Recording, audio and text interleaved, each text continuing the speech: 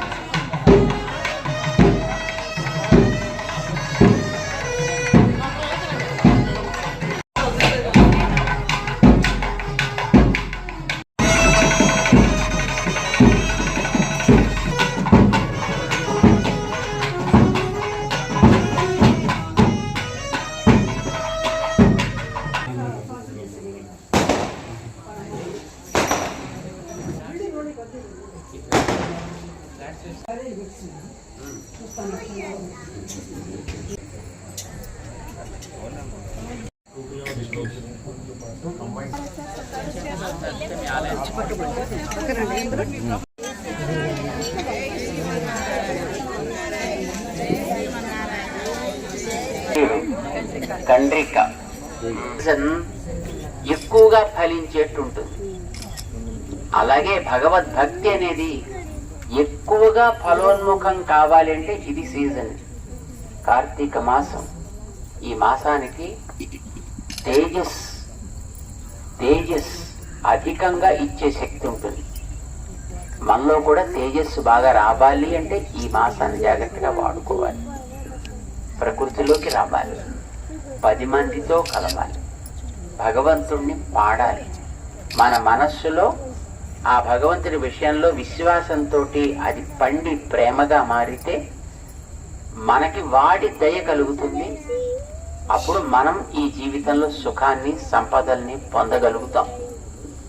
అందుకోసం మనవాడు కార్తీక మాసాన్ని ఒక పెద్ద వ్రతంగా చేస్తారు. కార్తీక దామోదర వ్రతాలు అంటారు.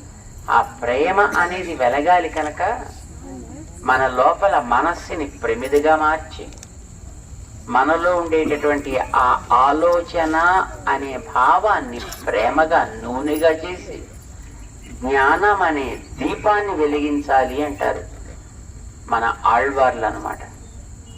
వెలిగితే ఆ జ్ఞాన దీపం అది కాంతినిచ్చేది.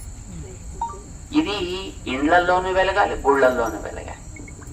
ఎందుకని ఇళ్ళు గుళ్ళు కలిస్తేనే కదా ఒక ఊరు అవుతుంది.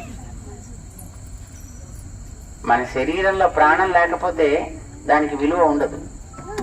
అలాగే ఒక ఇంటిలో దేవుడి మందిరం లేకపోతే ఆ ఇంటికి కూడా విలువ ఉండదు. ఒక ఊరికి దేవుడి గుడి లేకపోతే ఆ ఊరికి కూడా విలువ ఉండదు. అంచేత ఊరికైనా గుడి కావాలి, ఇంటికైనా పూజా మందిరం కావాలి, మన శరీరానికైనా లోపల ప్రాణం కావాలి. వాటిని మనం తేజోవంతం చేసుకోవాలి అని మొదట దీపావళి చేస్తారు. ఈ కార్తీక మాసం ముందు అమావాస్య నాడు ఏం చేస్తారు? దాన్ని ఏమంటారు? దీపావళి అమావాస్య చేస్తారు. ఆవేళ మనలో ఉండేటటువంటి దుష్ట భావాలన్నీ పోవాలి అని కోరుకుంటారు. ఆ తర్వాత నుంచి 15 రోజులు అంటే కార్తీక మాసం శుక్లపక్షం అంతా కూడా ఇండ్లల్లో దీపాలు వెలిగించుకుంటారు. పూర్ణిమ నాడు ఆకాశ దీపం అని వెలిగిస్తారు గుళ్ళల్లో కదా. ఆ వేళ నుంచి గుళ్ళల్లో దీపం వెలిగిస్తారు 15 రోజులు. దేవుడి దగ్గరికి అందరూ వస్తారు. పిలవక్కర్ లేకుండానే అందరూ రావచ్చు. ఊరిని అందరినీ కూడా అలాగే కలిపి ఉంచేది ఒక గుడి.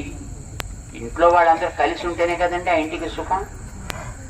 అలాగే ఊళ్ళో వాళ్ళంతా కలిసి ఉంటే ఊరికి సుఖం. 2 చోట్ల కూడా దీపాలు వెలిగించి చక్కగా అందరూ సుఖపడండి అయ్యా, కలిసిమెలిసి బతకండి.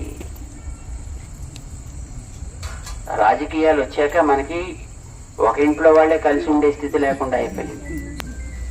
కానీ నిజానికి ఆలయం అనేది ఎంత గొప్ప కాన్సెప్ట్ మన పెద్దవాళ్ళు మనకి ఇచ్చారు. అద్భుతమైనటువంటి మహోపకారం చేశారు మన పూర్వపు ఋషులు, మన ఆగమ గ్రంథాలు.